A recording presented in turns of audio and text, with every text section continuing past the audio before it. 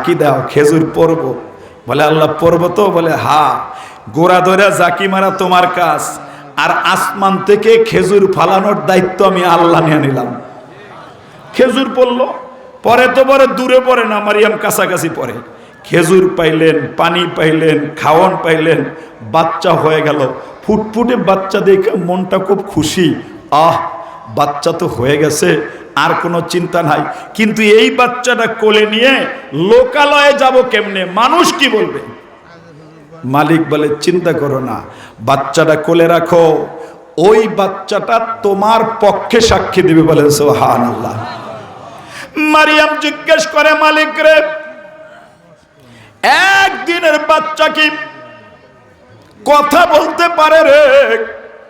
জবাব দেয় আল্লাহ, মারিয়াম আমি বলাইলে পারে, কারণ আমি আল্লাহ সুবহান, আমি আল্লাহ সক্ষম, আমি দুর্বল নই, আমি সবল, আমার দ্বারা সব কিছু করা সম্ভব। যাও যাও, বাচ্চা নিয়ে মানুষের কাছে যাও। গ্রামে ঢুকে গেছেন, মানুষ জিজ্ঞেস করে, এই মারিয়াম, তোমার বাবা তো খারাপ না, তুমিও তো অসতী না, তোমার মায়ের ব্যাপারে কোনো দুর্বল কথা তো আমরা কোনোদিন শুনি নাই, বাচ্চাটাকে কেমনে কোথার থেকে নিয়ে আসলা? বলে আমার কাছে জিজ্ঞেস করো না, বাচ্চাকে প্রশ্ন করো, বাচ্চায় জবাব দিবে। বলে ছোট্ট বাচ্চা কি কথা বলে? বলে জিজ্ঞেস করে দেখো, আমি তো আল্লাহর নামে রোজা রাখছি, কথা বলতে পারবো না। ছোট্ট বাচ্চা ডাক দেয়, ইন্নী আব্দুল্লাহ আতানিয়াল কিতাব ওয়াজালানি নাবিয়্যা, আমার আল্লাহ আমাকে আল্লাহর শুধু বান্দা বানান নাই। গ্রামের মানুষ তোমরা শুনো, আমাকে আল্লাহ রাব্বুল আলামিন নবুয়াতির দপ্তরের নাম লেখাইয়া পয়গম্বর বানায়া দুনিয়ার মধ্যে পাঠাইছে। ছোট্ট বাচ্চা যখন জবাব দেয়, হযরতে মারিয়ামের মনটা খুশি হয়ে যায়। পয়গম্বর ঈসা এই যে একটা জন্ম পাইলেন, এটা বরকতি, রবের কুদরতি জন্ম। কথা ঠিক না বেঠিক? হাসপাতাল লাগলো না, ডাক্তার লাগলো না, কোনো নার্স লাগলো না, কোনো মেশিনপত্র লাগলো না, কারো সাহায্য লাগলো না, আল্লাহর কুদরতে উনি জন্ম নিলেন। অন্ধও হইলেন না, বোবাও হইলেন না, ল্যাংরাও হইলেন না, লুলাও হইলেন না। হযরতে ঈসা আল্লাহর কাছে এবার দোয়া করলেন, আসসালামু আলাইয়া ইয়াউমা উলিদতু ওয়া ইয়াউমা আমুতু ওয়া ইয়াউমা উবআতু হাইয়া। ও বন্ধুরে, আপনার কাছে একটা কথা বলতে চাই। জন্ম দিলেন শান্তির জন্ম, জন্ম দিলেন সালামতির জন্ম, জন্ম দিলেন নিরাপত্তার জন্ম। জন্মটা পাইয়া আমি আপনার কাছে শুকরিয়া আদায় করলাম। এবার আপনার কাছে একটা কথা বলতে চাই, আমার মরণটা যেন সুন্দর হয়। কারণ নবী বলছেন, যার মরণ সুন্দর তার কবর সুন্দর, যার মরণ সুন্দর তার হাসর সুন্দর হয়ে যায়। কথা ঠিক না বেঠিক? এই জন্য পয়গম্বর বলেন, তামুতুন কামা তাইশুন, মরণ যেমন কর্ম যেমন, মরণ তেমন। বলেন কর্ম যেমন, বলেন কর্ম যেমন মরণ তেমন, কর্ম যেমন মরণ তেমন, মরণ যেমন হাসর তেমন। বলেন মরণ যেমন হাসর তেমন, কর্ম যেমন মরণ তেমন, মরণ যেমন হাসর তেমন। কারো যদি তার মরণটা সুন্দর হয়, তার হাসরটা সুন্দর হয়, কবরটা সুন্দর হয়। যদি কারো মরণ অসুন্দর হয়, ওর কবরটা জাহান্নামের আগুনের টুকরা হয়ে যায়। কথা ঠিক না বেঠিক? এই জন্য পয়গম্বর বলেন, এই দুনিয়ার মানুষেরা রে, মরণ যদি সুন্দর করতে চাও, তাহলে তোমার জীবনটা ইসলামী জীবন হওয়ার দরকার আছে না নাই? জোরে বলেন আছে না নাই? এজন্য পয়গম্বর বলছেন, মরণ কেমন? বলে তোমার কর্ম যেমন। 1988 সন ফিরোজ শাহ গান গাইতে আসছে ঢাকা আবহানী ক্লাব মাঠে। তো উনি গান গাইতেছেন, 1 সেকেন্ডের নাই ভরসা, ফুরাইয়া যাবে রং তামাশা। তো শ্রোতা বলতেছে, ফিরোজ শাহ আপনার গানটা আমাদের কাছে খুব পছন্দ হয়েছে, আপনি গানটা আবার গান, আমাদের জীবনের সাথে মিলে গেছে। তখনকার জমানায় এই রং ডঙের গান ছিল না, বেহায়াপনা উলঙ্গপনা গান ছিল না। গান ছিল অর্থ মিলাইয়া মিলাইয়া মুরব্বীরা গান শুনতেন। দেখেন না আপনারা, এটা মাগরিবের পরে পুঁথি পড়তে বসতো, যেই পুঁথির মধ্যে বেশিরভাগ নবীদের গল্পও থাকতো, ঠিক না ভাই? ঠিক। যে পুঁথি ভালো পড়তে পারতো তার খুব দাম ছিল। তো ফিরোজ শাহ যখন গান গাইছে, এক সেকেন্ডের নাই ভরসা, ফুরাইয়া যাবে রং তামাশা, শ্রোতারা দ্বারা একা ফিরোজ শাহ এই গানটা আবার গাও। কয় যে এক মজমায় এক গান কয়বার গাইব? কয় যে শ্রোতা চাইলে দুইবারও গাওয়া যায়, কথা ঠিক না বেটি? হারমোনির মধ্যে সুরটা লাগাইয়া ফিরোজ শাহ গান শুরু করছে, এক সেকেন্ডের নাই ভরসা, ফুরাইয়া যাবে রং তামাশা। এই হা করছে আর জবানটা বন্ধ করতে পারে নাই। ওই গান গাইতে গাইতে দুনিয়ার থেকে বিদায় হয়ে গেছে। এই বাবা, পরের দিন পত্রিকায় ছবি আসছে, জবানটা বন্ধ করতে পারে নাই। ওই যে নবী বলছেন, কর্ম যেমন মরণ তেমন। জীবনভর গান গাইছে, গান গাইতে গাইতেই কবরে চলে গেছে, কথা ঠিক না বেঠি? যুবক বন্ধু, বৃদ্ধ বাবা, গত নির্বাচনের মধ্যে নগরকান্দা থানায় একজন স্লোগান দিতে দিতে তারপরে দুনিয়ার থেকে বিদায় হয়ে যায়। কর্ম যেমন মরণ তেমন। তোমার আমার জেলা মাদারীপুর বাবা, মহিলা মদ খাইয়া নাচতে নাচতে মারা গেছে, জানেন না? জানেন না? রাতের বেলা মদ খাইয়া নাচা শুরু করছে, তাহাজ্জুদের আগেই মালিকের দরবারে চলে গেছে।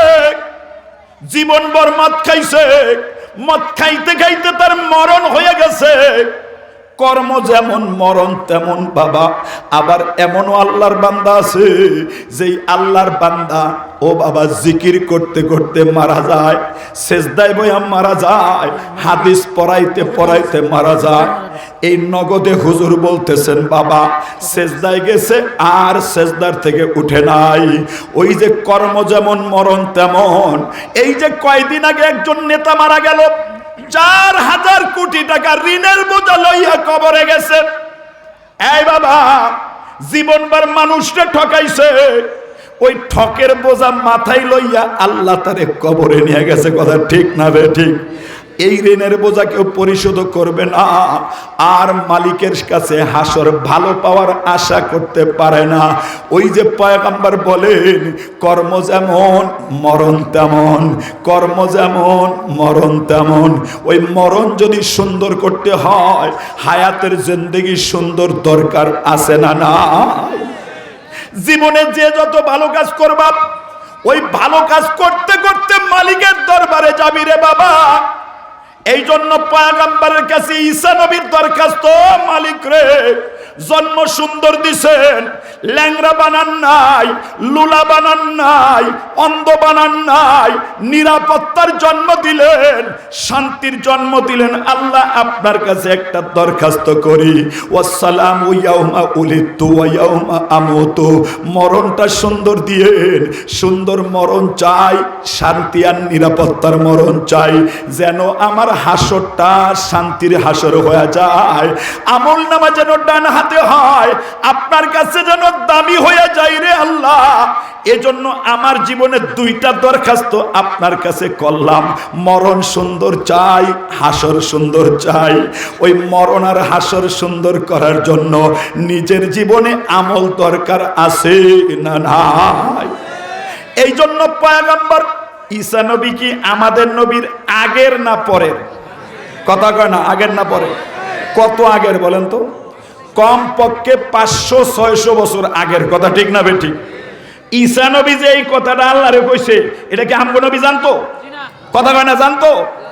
আল্লাহ বলে, ঈসার কথাটা আমার কাছে এত পছন্দ হয়েছে, ঈসা নবীর বক্তব্যটা আমি আল্লাহ নিজের বক্তব্য বানাইয়া কোরআনের আয়াতে জায়গা দিয়ে দিছি। বলেন আল্লাহু আকবার। 2 হাত তুলে বলেন আল্লাহু আকবার। আওয়াজ দিয়ে বলেন আল্লাহু আকবার। কেন দিলেন? বলে ঈসা নবীর দোয়াটা যেন আপনার উম্মত করে। কারণ মরণ যদি সুন্দর না হয়, তার হায়াত কোনোদিন সুন্দর হইতে পারে না, কথা ঠিক না বে ঠিক? সুন্দর হায়াতের জন্য জন্মের পর থেকে চেষ্টা করা দরকার।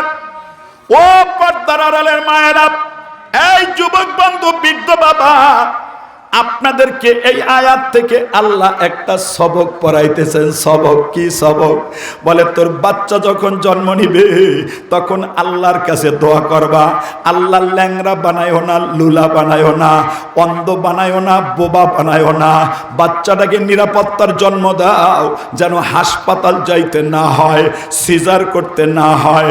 যদি মালিকের কাছে দোয়া কবুল হয়ে যায়, ঘরে যাইতে যাইতে দেখবা তোমার বিবির বাচ্চা প্রসব হইছে, 10টা টাকাও লাগবে না। কথা ঠিক না বেঠি? বলে বাচ্চা যখন জন্ম হয়ে যাবে, তার হায়াত সুন্দর করার জন্য বাবা তার কানের মধ্যে আজান লাগাইয়া দিবে। আল্লাহু আকবার। এই বাবা, বাচ্চার কানের মধ্যে তুমি আজান দিয়া দিবা, কারণ যেই বাচ্চার ডান কানে আজান হয়ে যায়, বাম কানে একামত হয়ে যায়, আল্লাহর রসুলের গোলাম বলেন বাবা, হযরতে হাসান বসরি তাফসীরের কিতাবে লেখছে, ওই বাচ্চার সিনার মধ্যে আল্লাহ ঈমানের মোহর মাইরা দেয়। আল্লাহু আকবার। যেই বাচ্চার ডান কানে আজান হয়, বাম কানে একামত হয়, ওই বাচ্চার সিনার মধ্যে আমার আল্লাহ ঈমানের মোহর মারা দেয়। এই জন্য মুফতি আমিন ইসাব রহমাতুল্লাহ আলাই তসলিমা নাসরিন যখন আজানের শব্দ নিয়ে অপব্যাখ্যা করছে, উনি বলছেন তফসিরের তসলিমার কানের মধ্যে বুঝি তার বাবা মা আজান শব্দ দেয় না। এই বাংলাদেশের একজন কবি নজরুল ইসলাম, নাম শুনছেন না শুনেন নাই? আপনার কথা বলেন না এখন। ওনার কবিতা, মসজিদেরও পাশে আমায় কবর দিও ভাই, যেন দূর থেকে ওই মসজিদেরও আজান শুনতে পাই। মুয়াজ্জিনের আজান এক কবি কবর থেকে শুনতে চায়, আর আরেক কবি আজানের আওয়াজকে খারাপ ভাষায় ব্যাখ্যা করে। ওই শব্দটাও বলতে চাই না বাবা, কারণটা কি? বলে ওর হায়াত সুন্দর হয় নাই। কথা ঠিক না বেঠি? এই জন্য নবী বলেন, তোর বাচ্চা জন্ম নিছে, ডান কানে আজান দিয়ে দেখ, বাম কানে একামত লাগাইয়া দেখ। যেই বাচ্চার ডান কানে আজান হইয়া যায়, বাম কানে একামত হইয়া যায়, তাফসীরে হাসানের মধ্যে হাসান বসরি লিখছেন, ওর কলবের মধ্যে আমার আল্লাহ ঈমানের সিল মোহর মাইরা দেয়। জোরে বলেন সুবহানাল্লাহ। যেই বাচ্চার কলবের মধ্যে ঈমানের সিল মোহর থাকে, ও মুরতাদ হয় না, নাস্তিক হয় না, ও ইসলামের বিপক্ষে দাঁড়ায় না। কথা ঠিক না বেঠি? 2 নম্বর কাজ, বাচ্চা যখন হয়ে গেল, নাম তুমি নিজে রাখবা না, নাম রাখবে একজন ভালো আলেম দ্বারা। কারণ তোমার নামটা ইসলামের নাম নাও হইতে পারে, তুমি তো ইসলাম বুঝো না। মোবাইল দেখার নাম রাখো না, একজন ভালো আলেম দিয়ার নাম রাখবা। ওই নামের টানে টানে কিয়ামতের ময়দানে বহু মানুষ বুঝি আল্লাহ জান্নাতের মালিক বানায়া দেয়।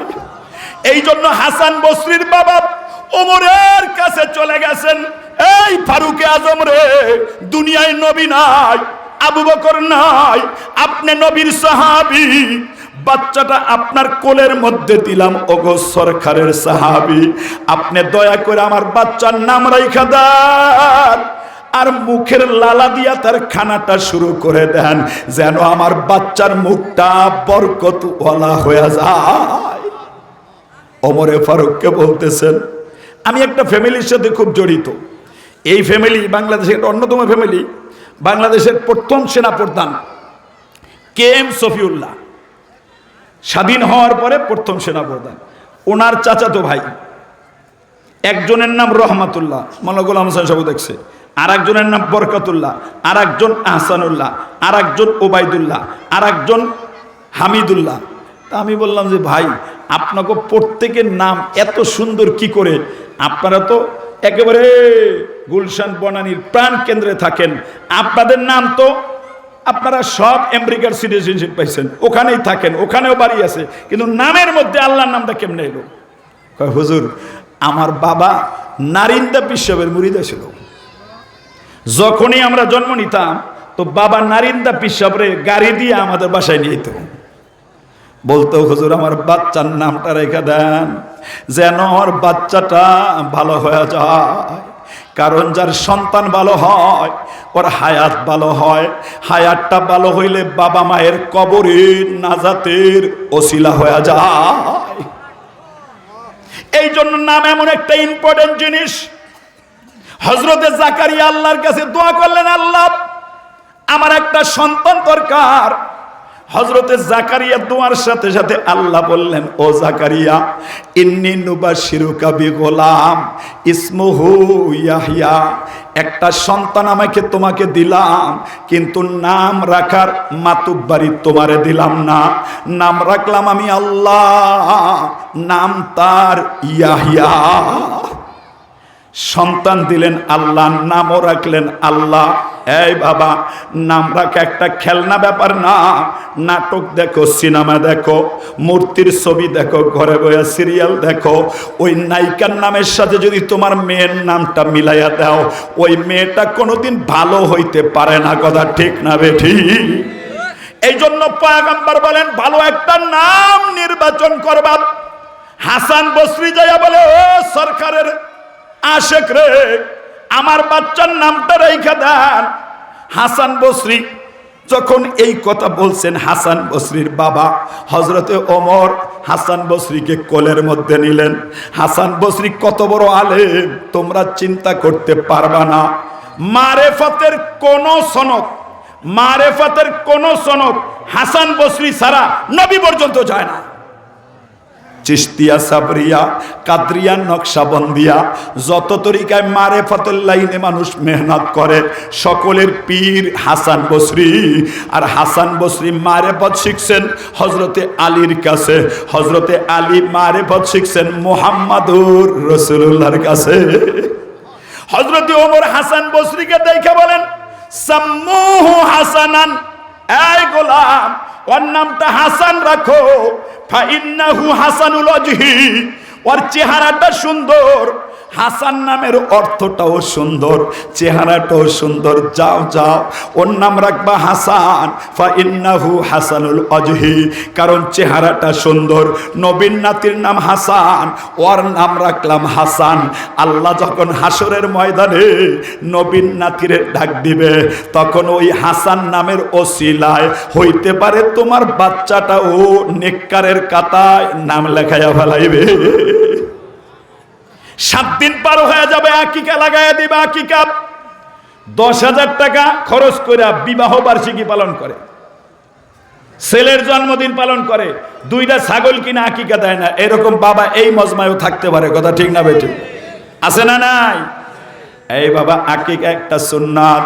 এই সুন্নাত যদি কোনো সন্তানের জন্য আদায় করা হয়, ওই সন্তানটা মালিকের দরবারে দামি হয়ে যায়, ওই সন্তানের হায়াতটা নেককার হয়ে যায়, ও কবরে বাবা মার নাজাতের ওসিলা হয়ে যায়।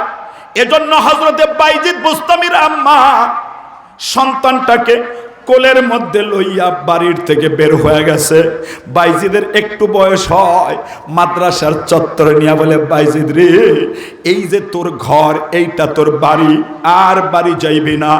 উস্তাদকে ডাক দিয়ে বলে, উস্তাদ জি, মাদ্রাসায় আপনাদের কাছে দিয়া গেলাম, এখান থেকে আর বাইজিদকে বাড়ি যাইতে দিয়েন না।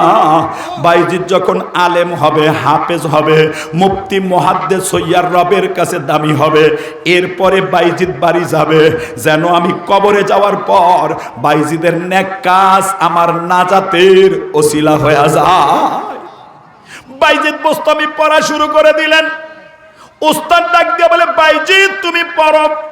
বাইজিদ বলে, উস্তাদ জি, আমি একটু ছুটি চাই, আমি মায়ের লগে দেখা করে চলে আসব।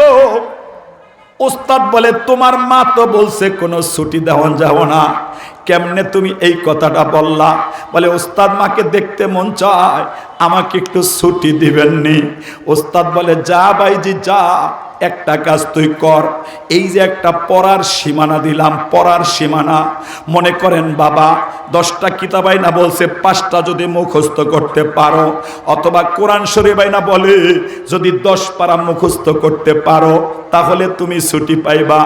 আস্তে করে কিতাবটা লইয়া বাইজিৎ যখন পড়া শুরু করে দেয়, আমার আল্লাহর কি শান, অল্প দিনের মধ্যে বাইজিদের সব মুখস্থ হয়ে যায়।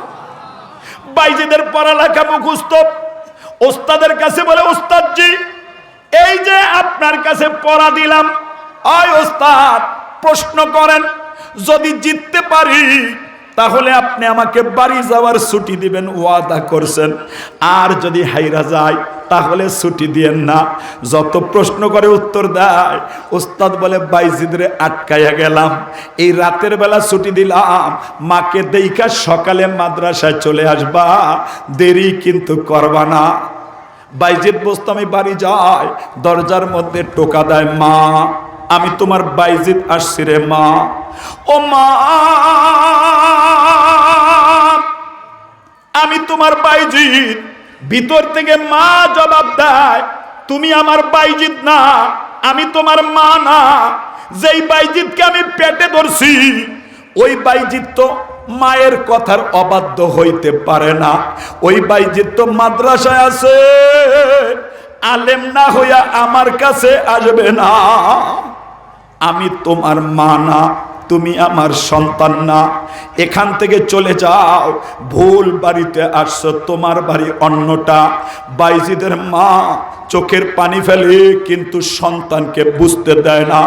সন্তান ডাক দিয়ে বলে, মা দরজা খুলে দেখো, আমি এই তো তোমার বাইজিদ। মা বলে, তুমি আমার বাইজিদ না, তোমার আমি চিনি না, রাতের বেলা দরজা খোলা যাবে না। বাইজিদ বোস্তামির আম্মাজানকে যত অনুরোধ করে দরজা খুলে না। এই বাবা, বাইজিদের মা কি সন্তানকে চিনতে পারছে না পারে নাই? হাবিবুল্লাহ মেসবা বাংলাদেশের প্রখ্যাত মুফাসসিরে কোরআন, ওনার সাথে আল্লাহ বহু বয়ান করার তৌফিক আমারে দিছে। হাবিবুল্লাহ মেসবা বয়ান করতেন, 40 বছরেও সন্তানের ডাক মা ভুলে না। 40 বছরও যদি সন্তান দূরে থাকে, একবার মা বইলা ডাক দিলে সন্তানের ডাকটা মা চিনতে ভুল করে না। উনি দলিল দিতেন ইমাম উদ্দিন বাঙ্গালী রহমাতুল্লাহ আলাইহি। নোয়াখালীতে একজন বড় আলেম ছিলেন, নাম তার ইমাম উদ্দিন বাঙ্গালী রহমাতুল্লাহ আলাইহি। উনি 40 বছর সৈয়দ আহমদ বেলবির বাড়িতে পড়ালেখা করছেন। কয় বছর? কথা কনা কয় বছর? 40 বছর পর যখন বাড়ি আসছেন, মা আর এক জায়গায় বিয়ে বইছে, বাবাও নাই, বাড়ি খুঁজে পায় না। ইমাম সরে যায়া উনি একটা মসজিদে থাকতে দিছে। তো মসজিদের লোকজন কইছে, বাবা তোমার তো কেউ নাই, তো এই বাড়িতে থাকে একজন বুড়া মহিলা আছে, মাঝখানে পর্দা দেওয়া আছে, তো পর্দা দিয়ে রাখছে। ইমাম উদ্দিন বাঙ্গালী ওখানে যাইয়া মাগরিবের পর মোমবাতি জ্বালায়া মালিকের কোরআন তেলাওয়াত শুরু করে দিছে। মালিকের কোরআন তেলাওয়াত যখন শুরু করে দেয়, ভিতর থেকে কান্নার আওয়াজ। ইমাম উদ্দিন বাঙ্গালী জবাব দেয়, ও মা আপনি যদি আমার ব্যাপারে অসন্তুষ্ট তাহলে ঘরের মধ্যে কেন জায়গা দিলেন? আপনি আমাকে আগেই বলতেন মসজিদে থাকতাম। ভিতর থেকে মহিলা বলে, না এইটা তো তোমাকে বলি নাই। এই বাবা তোর জন্য আমি কাঁদি না, আজ থেকে 40 বছর আগে। জোরে বলেন কয় বছর আগে? 40 বছর আগে 4 আনা পয়সা লইয়া আমার সন্তান ভারত গেছিল রে বাবা, আজ পর্যন্ত সন্তান আসে নাই। মাগরিবের পরে তুমি যখন কোরআন তেলাওয়াত শুরু করলা, আমার কান বলে আমার ইমামউদ্দিন আর তোমার আওয়াজের মধ্যে কোনো পার্থক্য নাই। এই বাবা এই জন্য আমি কাঁদি। ইমামউদ্দিন চিৎকার করে মাকে জড়ায় ধরছে, মা আমি তো তোমার ইমামউদ্দিন রে, চোখটা খুইলা দেখো। মা ডাক দিয়া বলে, ইমামউদ্দিন রে তোর জন্য কাঁদতে কাঁদতে অন্ধ হইয়া গেছি, এখন আর কিন্তু আমি তোমাকে দেখতে পারি না। বাবা গালটা মুখের কাছে আন, আমি মা একটু তোরে আদর করতে চাই। ইমামউদ্দিন সম্পর্কে লেখা হয়, চোখটার উপরে হাতটা দিয়া মালিক রে ডাক দিয়া বলে, মালিক রে তোর গোলামির জন্য গেলাম, আর আমার মা আজকে চোখটা দুর্বল হয়ে গেল। তুমি যদি জন্মের পরে বাচ্চাকে চোখ দিতে পারো, আমার মায়ের চোখটা ফিরাইয়া দিতে পারো। কথা ঠিক না বে ঠিক? ইমাম উদ্দিন বাঙ্গালী হাত বাড়াইছে, ও মালিক রে, আমার মায়ের চোখটা যতক্ষণ পর্যন্ত ভালো না হবে এতক্ষণ পর্যন্ত আমি ইমামউদ্দিন হাত জাগাইতে চাই না। মাথার থেকে হাতটা নামায়। ইমামউদ্দিনের মা ডাক দিয়া বলে, বাবা ইমামউদ্দিন রে, আমি আগের মতো এই তোমারে দেখতে পাই। আল্লাহু আকবার কইবেন না? দুই হাত তুলে আল্লাহু আকবার। ये राज कैसी को नहीं मालूम के मोमेन कारी नजर आता है हकीकत में कुरान। যদি কেউ রবের সাথে ভাব লাগায়, ও বলতে দেরি হয়, আমার আল্লাহ কবুল করতে দেরি হয় না। কথা ঠিক না বেঠি? এই বাবা, ইমামউদ্দিন বাঙ্গালীর এই ঘটনা বলে হাবিবুল্লাহ মেসবা বলতেন, মা তার সন্তানের ডাকটা 40 বছরেও ভুলে না। তাই তো বাইজিদ বোস্তামি ডাকে, মা দরজাটা একটু খুলবানি রে, আমি তোমার সন্তান বাইজিদ রে। মা বলে, আমি যেই বাইজিদকে পেটে ধরছিলাম ওই বাইজিদকে তো খুনের চর মাদ্রাসায় রাইখা আইছি। ওই মাদ্রাসার ছাত্র তো আলেম না হইয়া বাড়ি আইব না। এই বাবা, তোমরা যারা ছাত্র গার্জিয়ান আছো, যত পারবা ছুটি কম নিবা, যত বেশি ছুটি নিবা। নিজের সন্তান